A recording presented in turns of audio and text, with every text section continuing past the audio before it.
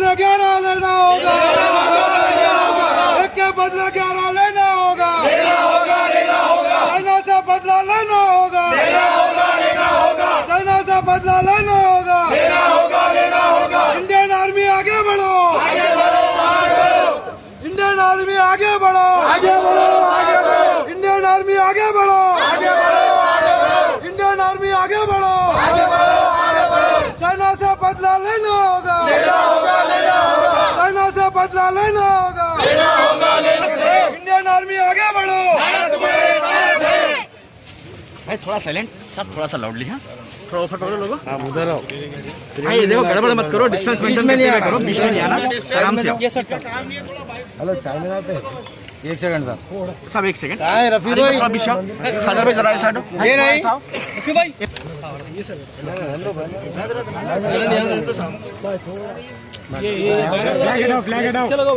بھائی تھوڑا اور ذرا پیچھے بھائی تھوڑا پیچھے سو سکتے.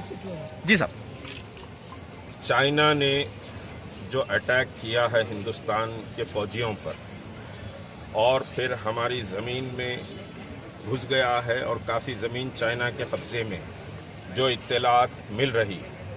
پہلے تو ہندوستان کی حکومت 56 انچ کے سینے والی حکومت کو چاہیے کہ ملک کو آگاہ کریں کہ ہمارے کتنے جوان زخمی ہیں اس وقت. جو اطلاعات آج آئی ہیں اور انٹرنیشنل میڈیا نے جو لکھا ہے, قریب 80 کے قریب ہمارے جوان اس وقت زخمی ہیں, اور 20 سمجھیے کہ ڈیڈ باڈیز ہم نے وہاں سے اٹھائی.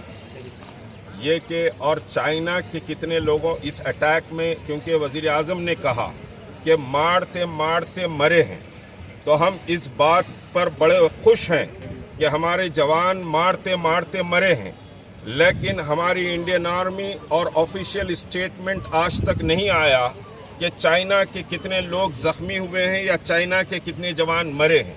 گودی میڈیا کچھ بول رہا ہے, اس پر ہم بھروسہ نہیں کریں گے. آفیشیل اسٹیٹمنٹ نہیں آیا ہے, اور پھر یہ حکومت صرف ہندو اور مسلمان کرنے میں ماہر نظر آتی ہے.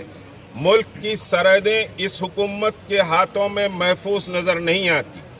ملک کے ہمارے جتنے پڑوس ہیں وہ سارے پڑوس ہم کو آنکھ دکھا رہے ہیں, چاہے وہ چھوٹا ہو کہ بڑا ہو. اس وقت ہندوستان کو آنکھیں دکھا رہا ہے. یہ بہت بڑا فیلئر ہے. ملک کی سمجھیے سولیڈیرٹی اور ملک کی زمین کی حفاظت اگر حکومت نہیں کر سک رہی ہے تو یہ حکومت ناکام ہے.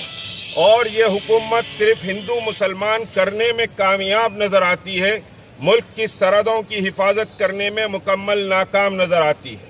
آج تحریک مسلم شبان یہاں جو سمجھیے جمع ہوئے ہیں, ہم ہندوستان کے فوجیوں کو سیلیوٹ کرتے ہیں, اور ان فوجیوں کو خراج عقیدت پیش کرنے کے لیے ہم جمع ہوئے ہیں, کیونکہ ملک کی یکجہتی, ملک کی سالمیت اور ملک کا تحفظ ہر شہری کی ذمہ داری ہے, اور ملک کے تحفظ سے بڑھ کر ہم کو کوئی چیز عزیز نہیں ہے. لیکن یہ حکومت کو اپنا ایک ایجنڈا عزیز ہے, ملک کا تحفظ اتنا عزیز نہیں ہے. صرف باتیں سمجھیے کہ حکومت کر رہی ہے. آج تک 3 روز چوتھا دن ہے, آج 4 دن ہو گئے, لیکن ملک کو اپڈیٹ نہیں دیا گیا. بہت سے سمجھیے کئی کلومیٹر تک چائنا انٹر ہو چکا ہے ہمارے علاقے میں. ایسی اطلاعات آ رہی ہیں, چائنا کیسے انٹر ہوا, کتنے کلومیٹر انٹر ہوا, اور یہ سمجھیے کہ کیسے کلیش ہوا. اس کلیش میں ہمارے فوجی کیسے مارے گئے, جبکہ بارڈر پر کمانڈرز کا ڈسکشن جاری تھا.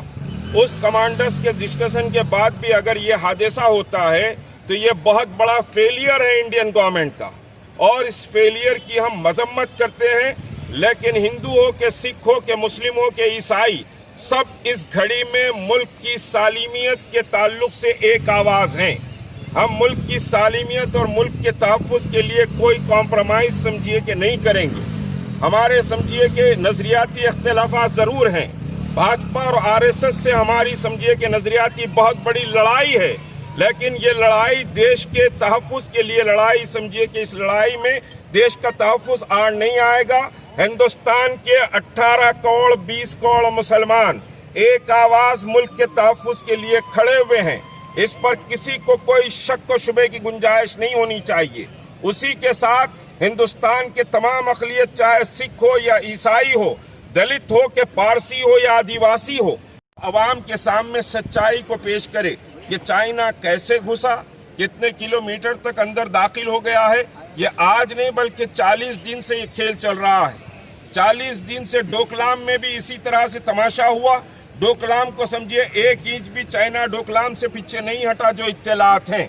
तो डोकलाम का भी मसला ऐसे ही समझिए डाइल्यूट किया गया और आज इतना बड़ा हादसा हो गया। तो 56 इंच के सीने को अपना दम दिखाना चाहिए। अगर दम नहीं दिखा सकते तो इख्तिदार को छोड़ देना चाहिए।